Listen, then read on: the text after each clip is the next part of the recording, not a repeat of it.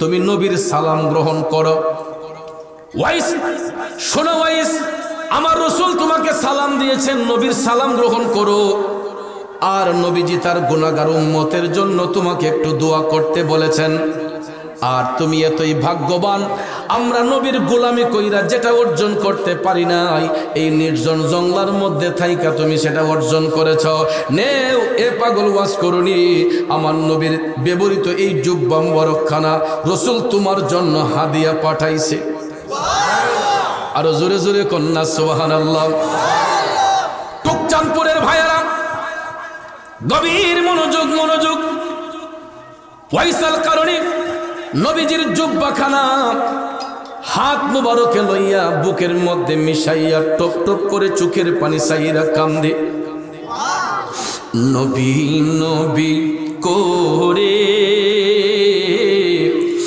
আর কত কাল আমি কাঁদব, নবী নবী করে আর কত কাল আমি কাঁদব, আপন নয়নে কবে জানি, আপন নয়নে কবে জানি নূর নবীকে আমি দেখব, নবী নবী করে আর কত কাল আমি কাঁদব।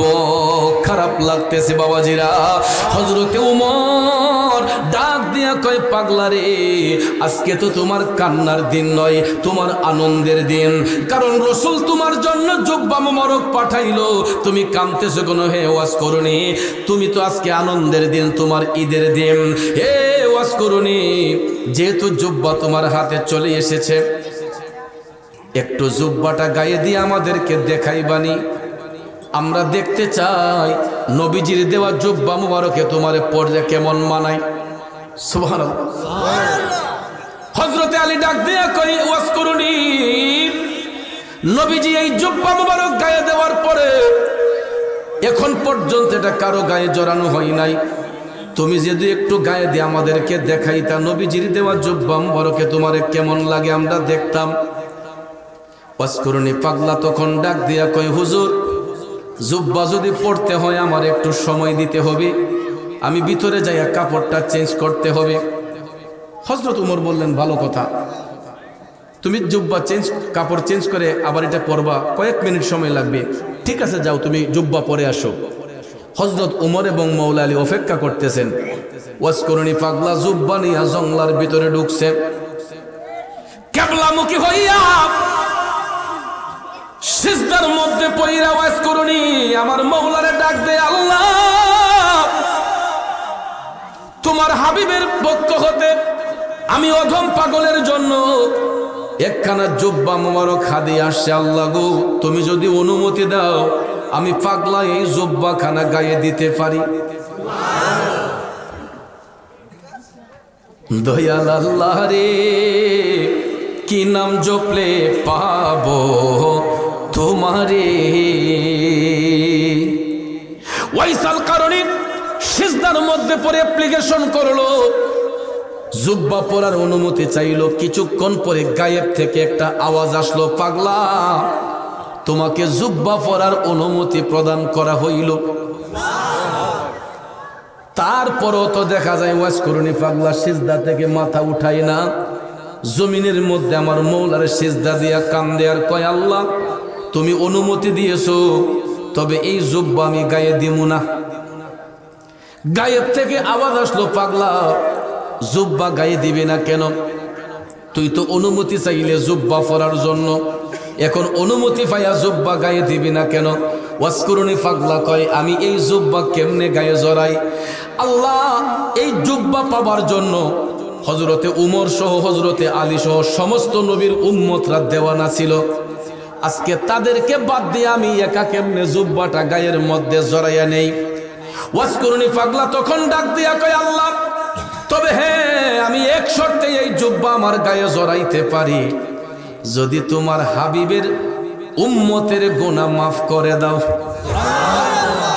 আরে প্রেম সেল মারিল কলিজায় ওয়াসকুরুনি পাগলায়, প্রেম সেল মারিল কলিজায়, সর্বঙ্গে বিষে দৌড়ে ঔষধে না কারি করে, আরে দেখলো কত ডাক্তার রোজায় ওয়াসকুরুনি পাগলাই, প্রেম সেল মারিল কলিজায়। বন্ধুরে ওয়াসকুরুনি পাগলা যখন এই কথা বলছে, আল্লাহ ওই শর্তে আমি জুব্বা পড়তে পারি যদি তুমি তোমার হাবিবের উম্মতের গুনাহ মাফ করে দাও। আমার আল্লাহ কয়, পাগল তো এমন জায়গায় কাম করতেছে, আমি তো ক্ষমা না দিয়ার পারতাম না। তখন আল্লাহ তাআলা কুদরতের জবান দিয়া ডাক দিয়া কয়, পাগলা তুই সিজদা উঠায়া নে, যা তুই এত করে বললে তোর উসিলায় আমি আমার হাবিব নবী মুস্তাফার কয়েক হাজার উম্মতের গুনাহ মাফ করে দিলাম। পাগলা কয়, বাকিরা দোষ করছে কি? সুবহানাল্লাহ কোন কয়েক হাজার মাফ করলা, আরো যে আছে হেরা দোষ করছে কি? পাগল ওয়াসকুরুনি সিজদায় পয়রা কয়, আল্লাহ যতক্ষণ তোমার হাবিব নবী মুস্তাফার উম্মতের গুনাহ ক্ষমা না করবা ততক্ষণ পর্যন্ত আমি এই জুব্বা গায়ে দিব না, সিজদা থেকে উঠব না। আমার আল্লাহ ডাক দিয়া কয়, পাগলা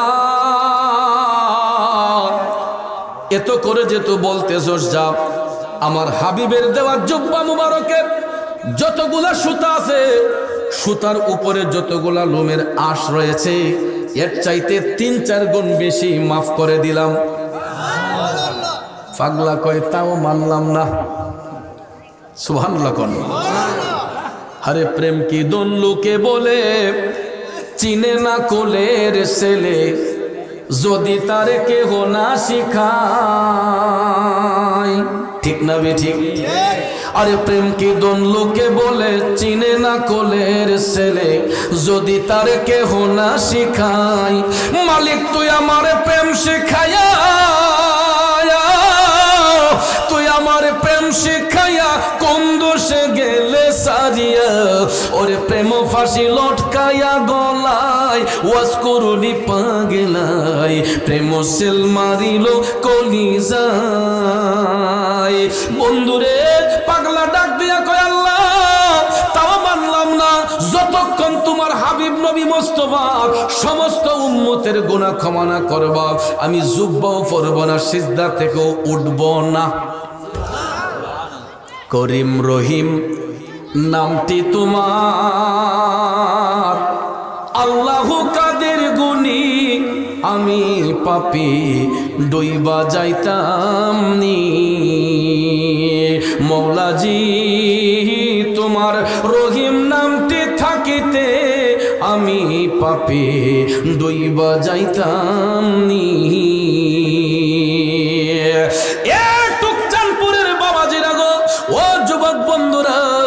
এক নম্বর ডাকের উত্তর আসলো, 2 নম্বর ডাকের উত্তর আসলো, 3 নম্বর ডাক দিয়া যখন ওয়াসকুরুনি পাগলা সিজদায় পড়েই কামতেছে, হযরত উমর মওলা আলী তারা তো অপেক্ষায় ছিলেন। এরা কই কিও এত সময় লাগে কেন, পাগলা কোথায় গেল? তখন হযরতে উমর মওলা আলীকে সাথে নিয়ে জঙ্গলার ভিতরে ঢুইকা দেখতেছেন ওয়াসকুরুনি পাগলা সিজদার মধ্যে পইরা আবারও কান্নাকাটি করতেছে। তখন হযরতে উমর ডাক দিলেন, পাগলা হে ওয়াসকুরুনি, এখনো কি জুব্বা পরার সময় হইল না? ডাক দিতেই ওয়াসকুরুনি পাগলা সিজদা থেকে উঠছে, উঠতে কয়, হুজুর এই মুহূর্তে ডাকটা দেওয়া উচিত হইছে না। সুবহানাল্লাহ কন্যা। কিন্তু ডাক না দিয়েও তো কোনো উপায় ছিল না। ডাক দেওয়ার মাঝে একটা হাকিকত আছে। হাকিকতটা হলো, যদি ডাক না দিতেন তাইলে পাগলে এমন প্রেমের খেলা খেলছিল, এশকের সাগরে পইরা আমার মওলা পাকের এশকের দরিয়ার মধ্যে জুস পড়ে গেছিল। কিন্তু ভাইয়ার আমার, আল্লাহ যদি সবাইরে ক্ষমা কইরা দেয় তাইলে 3টা সিফতি নাম বাদ পড়ে যাবে, রহমান, রাহিম, গাফফার। এই 3টা নামের গুণে আল্লাহ বান্দারে রহম করে, দয়া করে, ক্ষমা করে। ঠিক না বে ঠিক? এই জন্য ভাইয়ের আমার, ওয়াইসাল কারণে সিজদার মধ্যে পড়ে যখন কান্না করতেছে, 3 নম্বর ডাক আসার আগেই হযরত উমর গিয়া ডাক দিলেন। এই ডাকের হাকিকতটা হইল যে আল্লাহ যদি সবাইরে মাফ করে তাইলে আল্লাহরে ডাকবো কে? ঠিক না বেটি? ওরে পাপ না করলে রহিম নামের হয় না পরিচয় ভবে, পাপ না করলে রহিম নামের হয় না পরিচয়। বান্দা গুনাহ যদি না করে আল্লাহ মাফ করবো কি দিয়া? ঠিক না বেঠে? এ বন্ধুরা, বাবাজিরা, গভীর মনোযোগ। হযরত ওমর ডাক দেওয়ার পরে পাগলা কয় যে হুজুর ডাকটা দেওয়া উচিত হইছে না, যদি এখন ডাক না দিতেন পৃথিবীতে আমার নবীর যত উম্মত আছে আমি সমস্ত নবীর উম্মতের গুনাহ ক্ষমা করাইয়া লইতাম। হযরত ওমর কয়, পাগল ওয়াইস, তুমি রসুলকে এত ভালোবাসো, নবীর উম্মতকে এত ভালোবাসো, এত ভালোবাসা তোমার অন্তরে থাকার পরে একটা বারের জন্য কি নবীরে দেখার স্বাদ তোমার অন্তরে জাগলো না? ওইসাল কারণে মাথাটা নিচু করে হযরতে উমরকে বলতেছে, হুজুর আমি না ওই একজন রসুলের না ওই দেখছি। আচ্ছা কোন চান, আপনারা আমার নবীরে দেখছেননি? এই কথা কইতে হযরতে উমরে হাসা দিছেন, হযরত আলীও হাসেন। হাসা হাসা কয়, আরে পাগল, আমরা তো আইলাম ওই নবীর কাছ থেকে। দেখছি মানে অবশ্যই আমরা রসুলকে দেখছি, আমরা তো নবীর কাছ থেকে আইলাম। ঠিক না বেটি? এবার পাগলে ডাক দেয়া কয়, হুজুর নবী যদি দেখা থাকেন তাইলে বলেন তো আমার নবীর কপাল মুবারকের যে ব্রু মুবারক গোলা ছিল এইগুলা জোড়া লাগাইলা ছিল নাকি আলাদা ছিল? আচ্ছা এই প্রশ্ন যেই পাগলে করতে পারে ইডার দা উত্তর কি আসে? উনি দেখছে না দেখছে না? এই কথা যখন ওয়াইসাল কারণী বলল, হযরত উমর এসাই মৌলা আলীর দিকে, মৌলা আলী সান উমরের দিকে, তারা দুইজনে এটা অবাক হয়ে গেছেন। কিতাও এইটা কিতা কইতেছে, কিতা কইতেছে কইতে কইতে গবেষণা করতে করতে ওয়াইসাল কারণী কলম হাতে লইয়া তিনি একটা পাগলামি কইরা আমার নবীর কপাল মুবারকের চিহ্নটা অঙ্কন কইরা হযরত উমর রে কয়, হুজুর আচ্ছা দেখেন তো এটা চিনেননি? সুবহানাল্লাহ কয় না? বাবাজিরা আমার, আমাদের দেশে দেখবেন কিছু কিছু চিত্রশিল্পী আছে যারা মানুষের ছবি খেলায় গাছগাছালি আঁকে না? আমি আপনি যেমন পেইসের ঠিক দেখবেন এমন কিছু চিত্রশিল্পী আছে যারা চিত্র আঁকে, এরা দেখবেন হুবহু একটা মানুষের আকৃতি, যেই চেহারা এই চেহারাটা একটা মানুষের কলম দিয়ে আঁকতে পারে। কথা কোন ঠিক না বেঠিক? তাইলে ওয়াইসাল কারণের পক্ষে সম্ভব কি সম্ভব না? দুনিয়ার একটা সাধারণ মানুষ যদি এটা পারে তাইলে একজন আশেকে রাসূলের বেলা এটা অসম্ভব কিছু? ওয়াইসাল কারণে ডাক দিয়া কই, হুজুর দেখেন তো এটা চিনেননি? হযরত ওমর ডাক দিয়া কই, পাগলা এ ওয়াজ করুনি, এ তো দেখছে আমার নবীর কপাল মুবারক। পাগলা রে, হে ওয়াজ করুনি, তুই তো কোনোদিন আমার নবীরে দেখস নাই, পাগলা তুই জানলে কেমনে আমার নবীর কপাল মুবারক এইরকম ছিল? কই হুজুর নবী দেখার জন্য মদিনা শরীফ যাওয়া লাগে না? আরো জোরে কোন না? নবী দেখার জন্য মদিনা শরীফ যাওয়া লাগে না। পৃথিবীর যেই প্রান্ত থেকে নবীর উম্মতরা, নবীর গোলামরা নবীরে দেখতে চায়, আমার রসুল যেহেতু হাজির, ওই জায়গা থেকে উম্মতকে রসুল দেখা দিতে পারে। ঠিক না বেঠিক? আমার আপনার পক্ষে হয়তো মক্কা শরীফ, মদিনা শরীফ যাওয়া সম্ভব নয়, রসুল আমাদের কাছে আসতে পারেন, এই বিশ্বাস আছে না নাই? নবীর আইতে কি কোনো গাড়ি লাগবো? প্লেন লাগবো? উড়োজাহাজ লাগবো? জাহাজ লাগবো? কিছুই লাগবে না। শুধু আমার রসুল যদি রহমতের দৃষ্টি দেন তাহলে রসুলের নূরানী চেহারা মুবারক আমার আপনার সামনে হাজির হয়ে যাবে। ঠিক কিনা কোন? হযরত আলী কয়, তোমার সব কথা মানলাম, এরপরও তো একটা বারের লাগিয়া তুমি নবীর কাছে যাওয়া উচিত আছিল। তখন ওয়াজ করেনি পাগলা কয়, হুজুর আমি ইতিপূর্বে আরো 3 বার গেছি।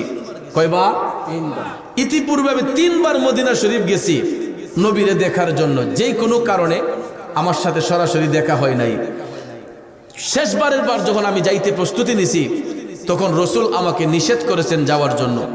আল্লাহু আকবার কর। আরে বাবারে, নবী নিষেধ করলো কেন? এখানে একটা প্রমাণ আছে, রেওয়ায়াত আছে বাজান, এই জন্য আমার নবী নিষেধ করছেন। ওয়াইসাল কারণে যে কামদের মধ্যে একটা গাইড লইয়া ঘুরতো, এই গাইটের মধ্যে কি ছিল জানেন রে বাজান? ওই গাইটের মধ্যে ছিল তার গর্ভধারিণী মা। অসুস্থ মার সেবা করার জন্য অন্য কোনো ব্যক্তি ছিল না, অসুস্থ মায়ের দেখাশোনার জন্য আর কেউ ছিল না। ওই মাটারে রাইখা যখন ওয়াজ করে নি পাগলা মদিনার দিকে রওনা করবে, এমন সময় স্বপ্নের ঘরে আইসা রসুল দিদার করে বলতেছেন, পাগলা তোর আসার দরকার নাই, তুই বাড়িতে বইসা তোর মায়ের সেবা কর, আমি রসুল আইসা তোরে দেখা দিয়া যাইমু। আরো জোরে কন্যা সুবহানাল্লাহ। বন্ধু, মায়ের সেবা করলে নবীর দেখা পাওয়া যায়। ওয়াইসাল কারণে করম দেশে থাইকা যদি মার সেবা কইরা নবীরে দেখতে পাই, আমরা টুকসানপুরের সন্তানগুলা যদি মায়ের সেবা করি, আমরা নবী দেখতে পারবো কি পারবো না? কথা কোন পারবো কি পারবো না? বন্ধুরা আমার, বাবাজিরা, ওয়াইসাল কারণের মা অসুস্থ, ওই মায়ের সেবার জন্য আর কেউ ছিল না। এই জন্য আমার মদিনার কামলিওয়ালা বলছেন, তুই তোর মার সেবা কর, আমি রসুল তোরে আইসা দেখা দিমু। সুবহানাল্লাহ কি বলবেন না? মা বিনে বান্ধব নাই রে, মা বিনে বান্ধব নাই রে, এই যে সোনার দুনিয়ায়, ভেবে দেখো কি করছো এই মায়ের লাগিয়া, ভেবে দেখো কি করছো এই মায়ের লাগিয়া। মা বিনে বান্ধব নাই রে, মা বিনে বান্ধব নাই রে, এই যে সোনার দুনিয়ায়, ভেবে দেখো কি করছো এই মায়ের লাগিয়া। টুকচানপুরের সন্তানেরা রে, আমাদের ঘরের মধ্যে মা আছে। আজকে কত সন্তান ওই মারে দুঃখ দেয়, ওই মারে কষ্ট দেয়, আসেনি? কিন্তু ওই সন্তানটা যখন মায়ের আঁচল থেকে একটু দূরে থাকে, মা দুঃখিনীটা পাগলিনীর মতো হইয়া যায়। সন্তানগুলা যখন প্রবাসে থাকে, মায়ের মনে শান্তি লাগে না, মাটা পাগলিনীর মতো হইয়া যায়। ঠিক না বেঠিক? আজকে দেখলাম আমি প্রবাসীদের উদ্যোগে মাহফিল। এই প্রবাস নামটা শুনলে গায়ের রোমগুলা শিহরিত হইয়া উঠে। কারণ ভাইয়ার আমার, আমাদের সোনার দেশের সোনার টুকরো ছেলেগুলা, এই লক্ষ্মী ছেলেগুলা বিদেশের মধ্যে থাকে। আমাদের দেশটা যেমন সোনার বাংলাদেশ, এই সোনার দেশের সোনার টুকরো ছেলেগুলা বিদেশ বাড়িতে যখন যায়, এত রাগ থাকার পরেও বিদেশ বাড়িতে গেলে ওই ছেলেটা একবারে নরমাল হইয়া যায়। কাজ করতে করতে, পরিশ্রম করতে করতে হাতগুলা সীসার মতো শক্ত হইয়া যায়, পাথরের মতো শক্ত হইয়া যায়। এক মাস কাজ করার পরে ওই ছেলেটার হাতে যখন কিছু সম্মানী আসে, টাকা আসে, স্যালারি আসে, একটা টাকা ও নিজের কাছে রাখে না। মাসটা শেষ হওয়ার আগেই টাকাগুলা দেশে পাঠাইয়া দেয়, পরিবারকে সুন্দর করে রাখার জন্য, ছেলে মেয়েগুলাকে মানুষের মতো মানুষ করার জন্য, মা বাবার ভরণ পোষণের জন্য, স্ত্রী পুত্রের ভরণ পোষণের জন্য। ওই বিদেশি ছেলেগুলা এরা মাথার গাম পায়ে ফেলে অক্লান্ত পরিশ্রম কইরাও একটা টাকা নিজের কাছে রাখে না, প্রত্যেকটা টাকা দেশে পাঠাইয়া দেয়।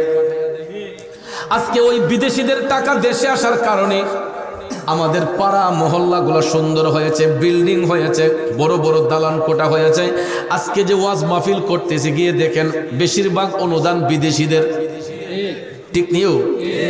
ব্যাংকে যান, গিয়ে দেখবেন টাকা যে পাঠাইতেছে আমাদের দেশের রেমিটেন্স যোদ্ধারা, এই দেশের রেমিটেন্স বাড়তেছে একমাত্র প্রবাসীদের অনুদান দেওয়ার কারণে। ঠিক কিনা কোন? এদেরকে ইজ্জত দিতে হবে, এদেরকে ভালোবাসতে হবে, এদের টাকাকে অপচয় করা যাবে না। আজকে এদের ঘাম ঝরানো টাকায় বাংলাদেশে মসজিদ নির্মাণ হয়, মাদ্রাসা নির্মাণ হয়, সামাজিক কাজকর্ম হয়, স্কুল কলেজ প্রতিষ্ঠা হয়। একমাত্র আমার প্রবাসী ভাইদের অনুদান আসার কারণে, ঠিক কিনা কোন? এই প্রবাসীরা কত কষ্ট বুকে চাপা লইয়া বিদেশে থাকে। শোনো বন্ধু, এমন কিছু সময় আসে রে, বাংলাদেশ থেকে যখন টেলিফোনটা বিদেশে যায়, কিরে অমুক অমুক রে, তুই এখন কোথায়? কাজে নাকি রুমে? কয় আমি কাজে। কাজটা শেষ করে একটা টেলিফোন দিস। আবেগপ্রুত কণ্ঠে যখন মোবাইলটা যায়, তখন দেখবেন শত কাজ বাদ দিয়া কয় কি হয়েছে, দেশের খবর কি, আব্বার খবর কি, আম্মার খবর কি। হঠাৎ করে যখন দেশ থেকে বলা হয় অমুক, তোর আব্বা তো আজকে এতটার সময় মারা গেছে, তোর আম্মা আজকে এতটার সময় মারা গেছে, একটা চিৎকার মারে ওই বিদেশি ছেলেটা, বলো কি, সঙ্গে সঙ্গে ভিডিও কল দে, আব্বার একটু দেখাও, আম্মারে দেখাও। পাখির মতো ছটফট করে, পাখির মতো ছটফট করে।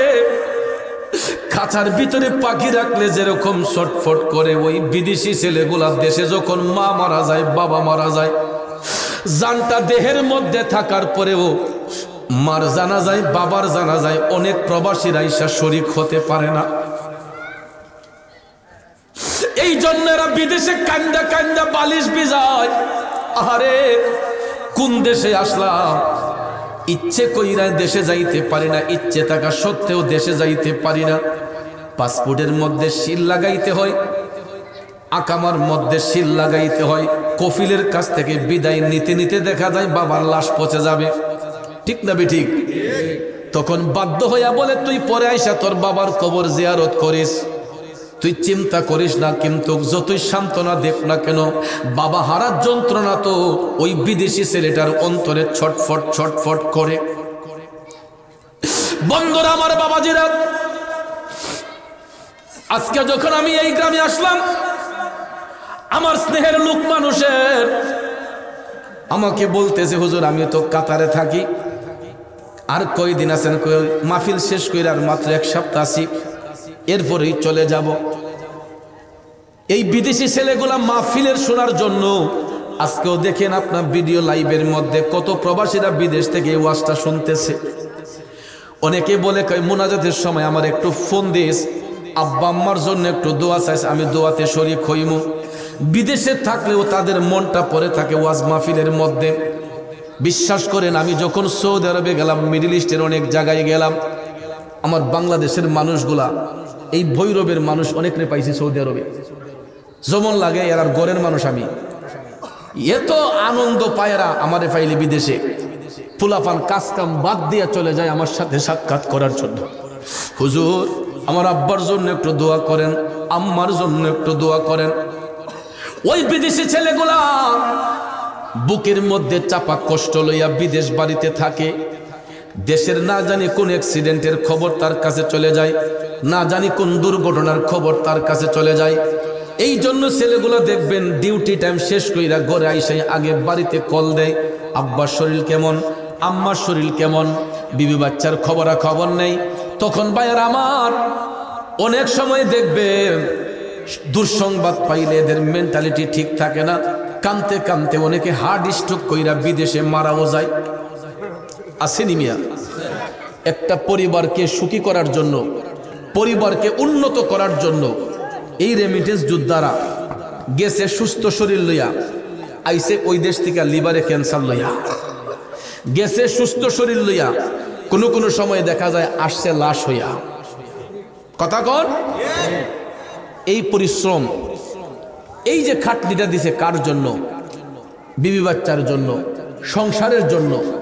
তো একটা মানুষ যদি এত কিছু সংসারের জন্য করে, এই লোকটারে আদর ভালোবাসা দেওয়া দরকার আসেনি? তো এই বিদেশি ছেলেগুলা যখন দেশে আসে, এদেরকে কোনো পেরেশানি দিয়েন না। প্রবাসীরা অনেক কষ্ট, এদের মনে অনেক কষ্ট। এই যে এরা দেশে আসলে এয়ারপোর্টে 1 কেজি মাল যদি বেশি হয়, দেখা যায় কার্টুনটা টান দিয়ে সিরালা, 1 কেজি মাল বেশি আনতে পারে না। এরা কি অধিকার রাখে না? এদের টাকায় আজকে দেশ উন্নত। এরা যদি 1 কেজি মাল তার বাচ্চার জন্য বেশিও আনে, এটা কি অনেক বড় অন্যায় করে ফেলছে? অনেক সময় দেখা যায় বিদেশের যাওয়ার সময় অনেক মানুষ আছে আমাদের দেশে, এরা একটু লেখাপড়া কম জানে, অনেক বিদেশিরা অনেক সময় লাইন গার্ড জানে না কোন রাস্তায় যাইতে হয়। তখন দেখা যায় এদের কাছ থেকে অনেকে টাকা নিয়ে কয় আয়ো আমি দেখাই দিই, এদের কাছ থেকে টাকা নিয়ে ঘুষ নেয়। কথা কোন ঠিক না বেঠিক? এরপরে দেখা যায় বিদেশি ছেলেটা বাংলাদেশে আসছে 2 বছর 3 বছর পরে, এটা যখন জাগার কাউলা করতে গেছে তো শিলো ফিসু গেলি কয় টেহা অত দেওয়া গে, এখানে এই টাকা লাগে, এখানে ওই টাকা লাগে, এখানে ট্যাক্স দিতে হয়, এনে হাজনা দেওয়ান লাগে, এনে বাজনা দেওয়ান লাগে। এরপরে বিদেশিরা, আমি যখন সৌদি আরব গেছি হুজুর ইচ্ছা হয় যে এই দেশে আর না যাইতে, মন ডাচায় হুজুর যে লাশটাও বিদেশে থাকতো। কয় বাংলাদেশে এমন কষ্ট গেলে লইয়া যাই, কয় যাই একটু আরামের লেগিয়া গিয়া হুজুর তহসিল অফিসে গেলে, এই আদালতে গেলে, যেই কোনো জায়গায় গেলে, অফিস আদালতে গেলে কয় খালি হয়রানির শিকার হয়। তাইলে এই যে বুক ভরা কষ্ট এদের মনে, এদের কষ্টটা দূর করবে কে? এদের কষ্টটা যদি দূর না হয় তাহলে এই দেশ উন্নত হবে না। বিদেশিদেরকে সম্মান দিতে হবে, মর্যাদা দিতে হবে। কারণ আজকে প্রবাসীদের উদ্যোগে এই মাহফিল, এরা অনেক অনুদান এই মাহফিলে দেওয়ার কারণে আমরা মাহফিলে তাবারুক করতে পারি, ওয়াজ মাহফিল সাজাইতে পারি। এলাকার মানুষ আমরা কয় টাকা দিই, বিশেষ করে টাকাগুলো পাঠায় আমাদের প্রবাসী সন্তানগুলা, ঠিক না বেঠিক? এটা আপনার ছেলে হতে পারে, আপনার ভাতিজা হতে পারে, আপনার ছোট ভাই হতে পারে, আপনার বুদ্ধিপতি হতে পারে, আপনার বোন জামাই হতে পারে, আপনার নিকটতম আত্মীয় হতে পারে। যে ওয়াজ মাহফিল হইছে, যে আমার এগুলা ভাই বিদেশে আছে, টেলিফোন দিলে ভাই আমরা মাহফিল করম, বাচ্চার নিমনে 5,000, দিমনে 10,000। এটা কোনো চুকাচুকি করে না। তাদেরকে প্রধান অতিথি সভাপতি দেওয়ার জন্য এরা প্রত্যাশী নয়, এরা শুধু দোয়া চায়। কথা কোন ঠিক না বেঠিক? দোয়া চায়। এই জন্য এই প্রবাসীদের জন্য মন থেকে দোয়া করতে হবে। আমার স্নেহের লোকমান চলে যাবে 1 সপ্তাহ পরে বিদেশে, তার জন্য অন্তর খুলে দোয়া করবেন। তার স্ত্রী, আমি সম্ভবত শুনেছি প্রেগনেন্ট, আল্লাহ যেন তাকে অনেক দিন পরে একটা নেককার সন্তান যেন আল্লাহ দান করে, আমিন কর। তারপরে আমার সিদ্দিক ভাই, সিদ্দিকুর রহমান ভাই, সিদ্দিকুর রহমান আপনার নাম? সিদ্দিকুর রহমান ভাই এবং আমার স্নেহের সবুজ মিয়া, এই ছেলেগুলা খুব আবেগ নিয়া এই মাহফিলটা সাজিয়েছে। এরা আমাকে রিসিভ করে নিয়ে আসছে। আসলে আমি আগানগর পর্যন্ত আসছি, তো আগানগর পর্যন্ত আসছি, যে আগানগর পর্যন্ত আসার পরে আমারে এরা এত ভালোবাসে, এটা বইলা প্রকাশ করা যাবে না। এই যে আজকে আমার এই ভাই জনাব জাফর ভাই অত্যন্ত মহব্বতকারী মানুষ। কয় যখন ফুস্টারের নাম দিয়ে খেলেছি, কয় এটা যাওয়ানই লাগবো, কয় আগানোরতে কেউ আইসে না, কিন্তু আমি জাফর ঠিক হাজির হয়েছি।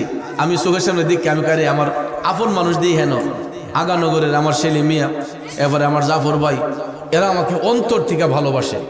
আর এরা যখন আমার ডাক দেয় তখন আমি না শব্দটা মুখ দিয়ে আনতে পারি না।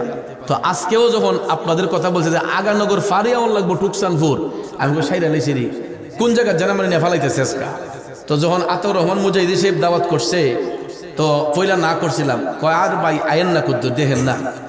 তখন আইসা দেখলাম যে রাস্তাটা যদি একটু বেকওয়ার্ড হয়ে থাকে, মানুষগুলোর মধ্যে এত আন্তরিকতা, এত মোহব্বত। এই যে গড়ে খাবার খাইলাম, এরা উদার মনে খাওয়াইছে, খাবারের মধ্যে একটা প্রশান্তি পাইলাম। আমরা তো দেশ বিদেশ গড়ি, কোনো কোনো জায়গায় গেলে হালি সামিজ বাইরায় আসেনিও, মেহমান যদি 2 জন বেশি হয় অনেকে খালি ফিস মারে। আর এই টুকসানপুর আয়া দেখলাম, আমের কাছে লাগলো যে আমার লোক যদি আরো 20 জন যাইতো, এরা খালি প্লেট আন লইলে খালি খাওয়াইল নে। কথা কোন ঠিক না? এই জিনিসটা কিন্তু লক্ষণীয় বিষয়। অনেকে কিন্তু এই দিক দিয়ে কৃপণতা করে, কিন্তু ভাইয়ার আমার এখানে এসে দেখলাম মানুষগুলার মন উদার, এরা সামিজ বাইরা না, এরা উদার মনে খাওয়ায়। তা আমার সাথে মাত্র 3-4 জন আসিল, আমরা ইসলাম পরে দেখি আমার মিডিয়া কর্মীরা এরা আরো 3-4 জন আই পড়ছে।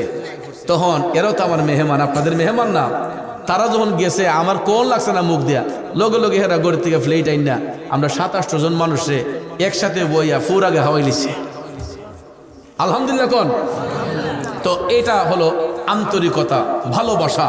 তো বন্ধু যেটা বলতেছিলাম যে মায়ের সেবা কইরা ওয়াইসাল কারণে যদি নবীর দেখা যদি পায়, আমাদের ঘরেও তো মা বাপ আছে, আমরা মা বাপের সেবা করলে আমরা নবীর দিদার পাইতে পারি কি পারি না?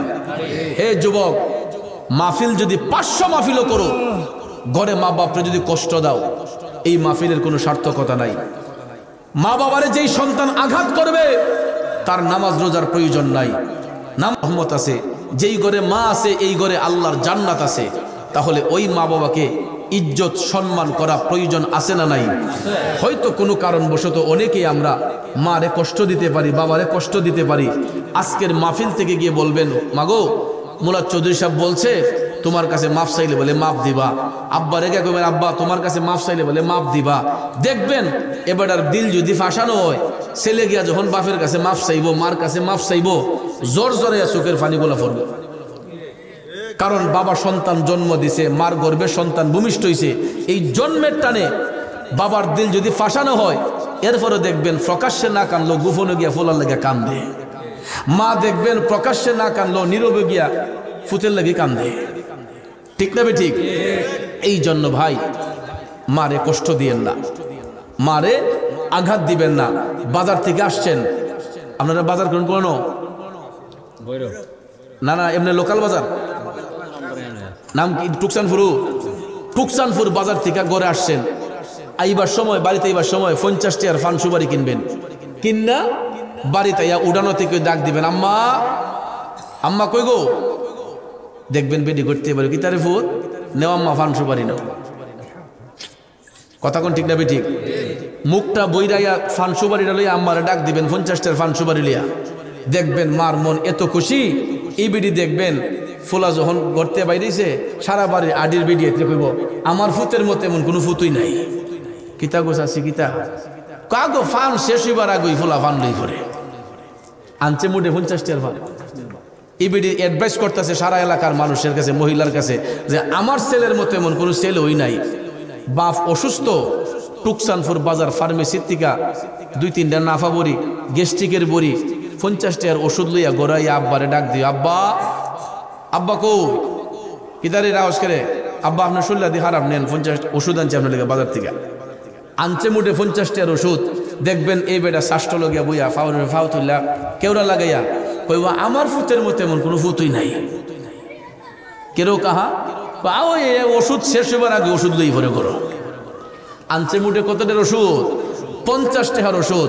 বাবার অ্যাডভাইস ফুতের জন্য মন খুললা যে আমার ছেলের মতো এমন কোনো ছেলে ওই দিই না। তাইলে দেখেন এই 50 টাকার ওষুধ 500 বারে যদি নাও দিয়া সন্তান যদি বাহির থেকে গড়ে গিয়া বাবারে মোহব্বত করে একটা ডাক দেয়, মারে মোহব্বত করে একটা ডাক দেয়, ওই মা বাপের টাকা পয়সাও চায় না, ওষুধও চায় না। তার ছেলে যদি ভালোই আসলে নম্র ভদ্র আচরণ করে, এরপরে মা বাপে কয়, আল্লাহ আমার ফুটটারে তুমি অলি বানাই দিও, আল্লাহ আমার ফুটটারে তুমি রুজি রোজগারে বরকত বাড়াই দিও। তখন দেখবেন অনেক সময় দোয়ার মজে গেলে অনেক মানুষ আছে নিজের লেগে দোয়া চায় না, হুজুর আমার ছেলেটা পরীক্ষা দিব, হুজুর আমার ছেলেটা বিদেশ যাইব, একটু হাস করে হের লেগে দোয়া করেন। নিজের লেগে চায় না, সন্তানের জন্য চায়। মা দেখবেন নিজের জন্য চায় না, সন্তানের জন্য চায়। তাইলে ওই মা বাপরে যারা কষ্ট দিবে আল্লাহর আরশটা কাঁপবে, মা বাবার যারা সেবা করবে আল্লাহর রহমত তাদের উপর থাকবে। কথা বলেন ঠিক কি না? তাহলে আমরা মাতা পিতার খেদমত চাই কি চাই না? জোরে বলেন চাই কি চাই না? আমরা নামাজ রোজা চাই কি চাই না? আমরা হালাল পথে চলতে চাই কি চাই না? আল্লাহ রাব্বুল আলামিন যেন আমি সহ আমাদের সবাইকে যেন হক রাস্তায় চলার তৌফিক দান করেন। আমরা সকলে বলি আমিন। আসুন ভাইয়ার আমার 2 ঘন্টার উপরে হয়ে গেল, আমরা নবীকে সালাম দিয়ে একটু জিকির করব, মুনাজাত করব। কষ্ট হবে আপনাদের? ফেরেশতোं की सलामी देने वाली फौज पढ़ती थी सैयदा हजरत माँ आमिना, सुनती थी तो आवाज आती थी, या नबी सलाम, ला इलाहा, जोरे जोरे ला इलाहा, ओ ला इलाहा, ला इलाहा इल्लल्लाह मुहम्मदुर रसूलुल्लाह সাল্লাল্লাহু আলাইহি ওয়াসাল্লাম। সকলে মোহব্বতের আওয়াজে, একটু মোহব্বতের সুরে আমার সাথে কণ্ঠ মিলিয়ে সবাই ইসমে জাত আল্লাহ আল্লাহ আল্লাহ আল্লাহ আল্লাহ, নূর নামটি আপনার দয়াল নবী নামটি আপনার সদাই জাগে মোর মোহনে কাঙ্গালে রে ধন গো মুর্শিদ কে বানা জানে মাশাআল্লাহ আল্লাহ আল্লাহ আল্লাহ আল্লাহ নূর মুহাম্মদ নামটি আপনার দয়াল নবী নামটি আপনার সদাই জাগে মোর মোহনে কাঙ্গালে রে ধন গো মুর্শিদ কে বানা জানে মাশাআল্লাহ আল্লাহ আল্লাহ আল্লাহ আল্লাহ আল্লাহ আল্লাহ কোরআনে সই নাচি আমি গুনাহগারের বন্ধু নবী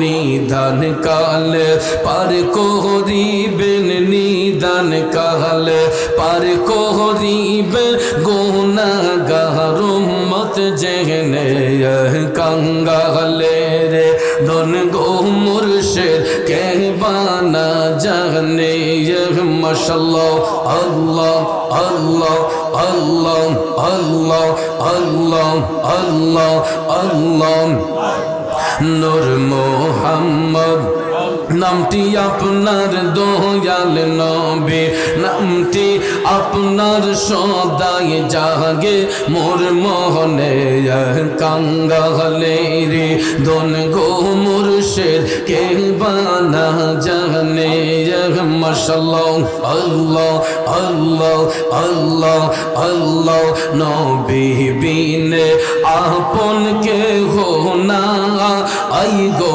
মুমিন বাগাই নবী বিনে বান্ধব কে হো না মাশাআল্লাহ আল্লাহ আল্লাহ আল্লাহ আওয়াজ নাই আল্লাহ আল্লাহ আল্লাহ আল্লাহ আল্লাহকে করিতে খুশি নবীর প্রেমে ও দাসী আল কোরআনে ঘোষণা দেতা আই গো মুমিন ভাই নবী বিনে বান্ধব কে হো না মাশাআল্লাহ আল্লাহ আল্লাহ আল্লাহ আল্লাহ আল্লাহ আল্লাহ আল্লাহ আল্লাহ আল্লাহ আল্লাহ মা বাবা আত্মীয় স্বজন স্ত্রী পুত্র কন্যা গো সবার চাইতে নবীজি আপন মাশাআল্লাহ মারহাবা নবীজিকে জানের চাইতে অধিক ভালো না বাসিলে হাদিসে কয় তাহারি মান্না আই গো মুমিন ভাই নবী বিনে বান্ধব কে হো না মাশাআল্লাহ আল্লাহ আল্লাহ আল্লাহ আল্লাহ আল্লাহ আল্লাহ আল্লাহ দেখলে লাগে ভালো রে মুর্শিদ আউলিয়া মাশাআল্লাহ আল্লাহ আল্লাহ আল্লাহ আরেকটু জোরে বলতে হবে দেখলে লাগে ভালো রে মুর্শিদ আউলিয়া মাশাআল্লাহ না দেখিলে প্রাণে মরি অন্তর যায় মোর জ্বলিয়া গো মুর্শিদ আউলিয়া তোমার দেখলে লাগে ভালো রে মুর্শিদ আউলিয়া মাশাআল্লাহ আল্লাহ আল্লাহ আল্লাহ আল্লাহ আল্লাহ ও মুর্শিদ কি মায়া লাগাইয়া রে মন কি মায়া লাগাইয়া ভালোবাসার মায়ার বরি আমারে খাওয়াইলা মাশাআল্লাহ তুই বিহনে প্রাণের যৌবন যাই না গো রাখা তোমায় দেখলে লাগে ভালো রে মুর্শিদ আউলিয়া মাশাআল্লাহ আল্লাহ আল্লাহ আল্লাহ ও মুর্শিদ চোখের আড়াল হইলে রে মন বাঁচি না পরাণে মনে লয়ে যাবে দিয়া মরি জ্বলন্ত আগুনে মাশাআল্লাহ মারহাবা চোখের আড়াল হইলে রে মন বাঁচি না পরাণে মনে লয় যাবে দিয়া মরি জ্বলন্ত আগুনে মাশাআল্লাহ তুই বিহনে সোনার যৌবন যাই না গরা খা তোমায় দেখলে লাগে ভালো রে মুর্শিদ আউলিয়া মাশাআল্লাহ আল্লাহ আল্লাহ আল্লাহ আল্লাহ আল্লাহ আল্লাহ দেখলে লাগে ভালো রে মুর্শিদ আউলিয়া মাশাআল্লাহ আল্লাহ আল্লাহ লা ইলাহা ইল্লাল্লাহ মুহাম্মাদুর রাসূলুল্লাহ সাল্লাল্লাহু আলাইহি ওয়াসাল্লাম সকলে উচ্চ স্বরে বলুন মারহাবা জীবনে হবে কি আপনার দিদার ইয়া রাসূলুল্লাহ সেই আশায় রয়েছি আমি গুনাহগার ইয়া রাসূলুল্লাহ জাহানে যেদিকে তাকাই দরদি আর তো কেহ নাই ইয়া রাসূলুল্লাহ দরদি আর তো কেহ নাই তুমি যে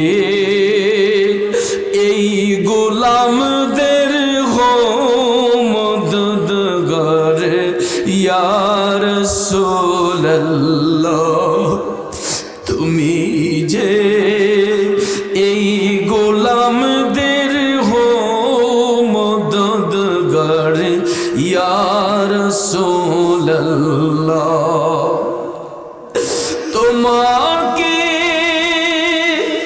পেয়েছেন যিনি খোদাকে পেয়েছেন তিনি ইয়া রাসূলুল্লাহ খোদাকে পেয়েছেন তিনি তুমি যে রহমতের ভান্ডার নবীজি ইয়া রাসূলুল্লাহ তুমি যে রহমতের ভান্ডার নবীজি ইয়া রাসূলুল্লাহ জীবনে হবে কি তোমার দিদার ইয়া রাসূলুল্লাহ সেই আশায় রয়েছি আমি গুনাহগার ইয়া রাসূলুল্লাহ